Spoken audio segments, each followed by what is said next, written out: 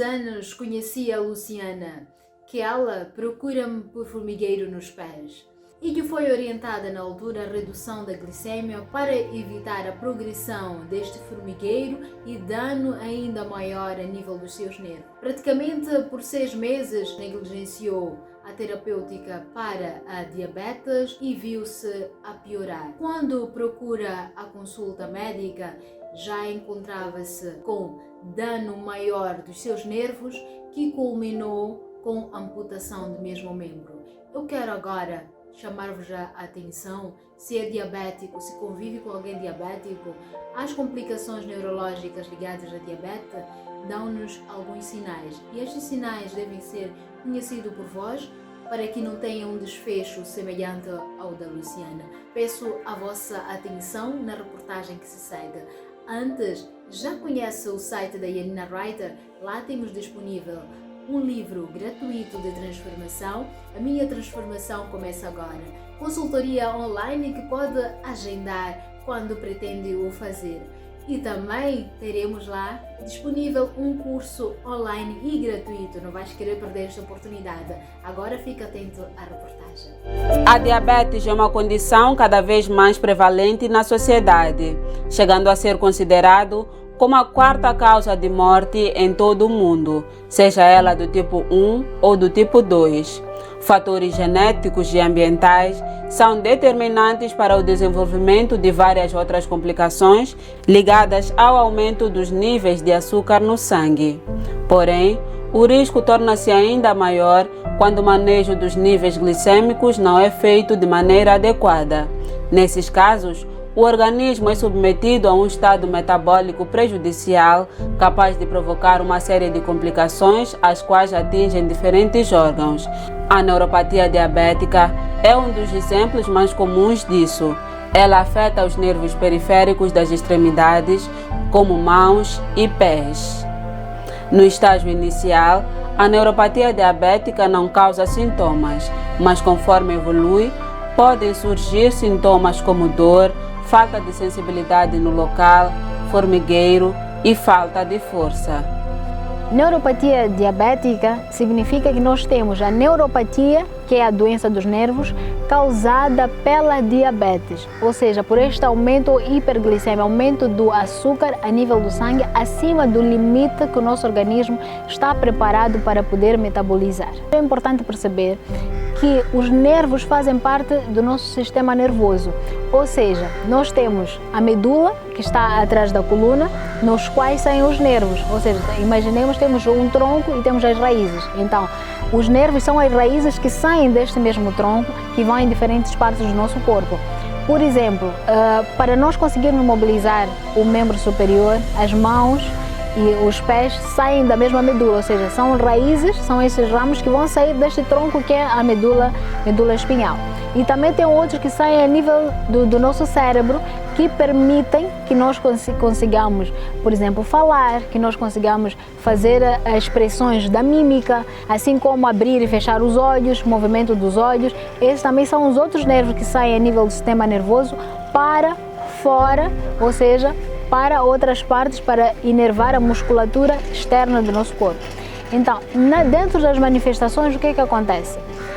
São pacientes, por aumento da glicemia de forma mantida acima daquilo que é o normal, muitas vezes o que acontece? As pessoas diabéticas em algum momento não se dão conta das vezes, por exemplo, que atropelam. Vão comendo coisas que não deveriam comer, não vão controlando a glicemia, não vão tomando os medicamentos. E o que acontece? Esta oscilação desta glicemia vai criar dano do nervo.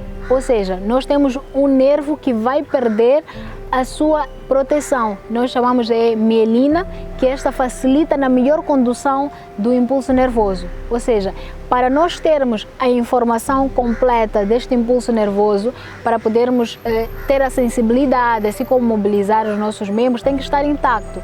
Mas com o aumento permanente, excessivo desta glicemia, vai fazer com que haja destruição desta proteção, e destruindo nós vamos perdendo principalmente uma das primeiras alterações que acontecem na sensibilidade. Na fase inicial, alguns podem apresentar aumento excessivo da sensibilidade, mas outros não se aperceber, e a dado momento, em dependência do tempo de evolução, vão ter esta alteração da sensibilidade.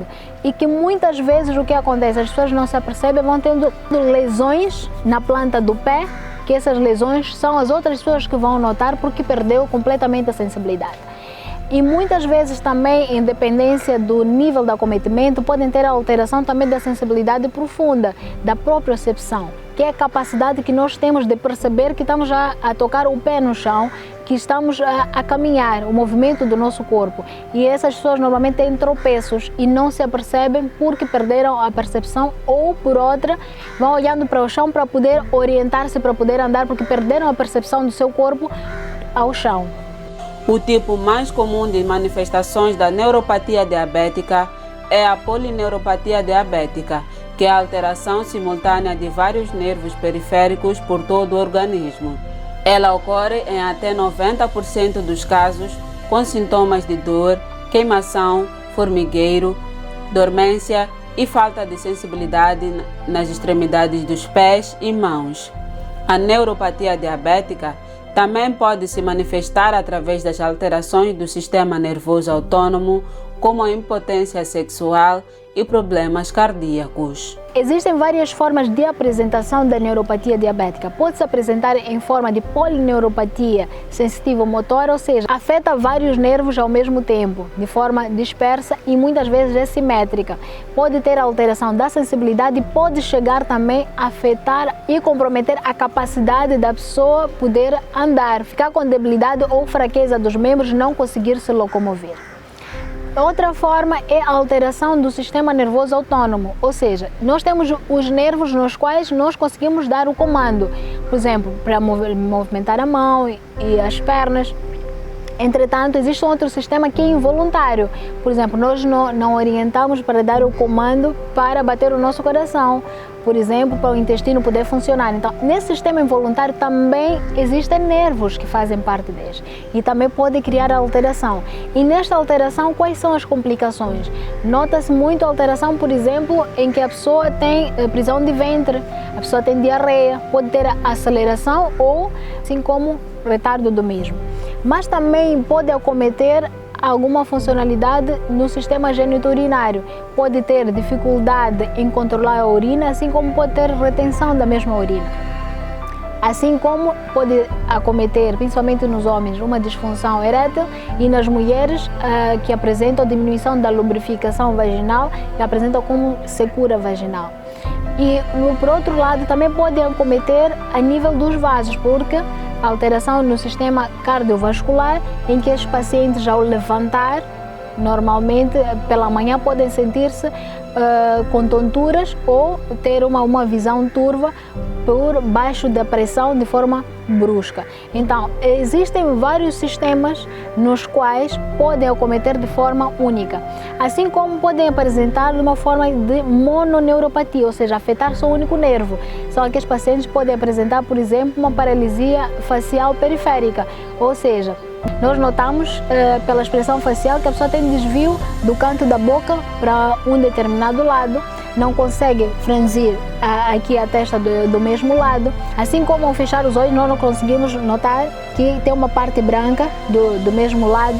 Então, são sinais de acometimento do único nervo, assim como pode afetar o outro nervo que é responsável basicamente do movimento ocular do nosso olho. A pessoa ter dificuldade de olhar para um determinado lado, olhar para outro lado, assim como ter a pálpebra fechada. Muitas vezes o que acontece, independentemente se a pessoa, por exemplo, é diabetes tipo 1, aquela que normalmente é conhecida como uma diabetes que vem é insulino dependente, assim como a diabetes tipo 2 que acomete em fases mais adultas.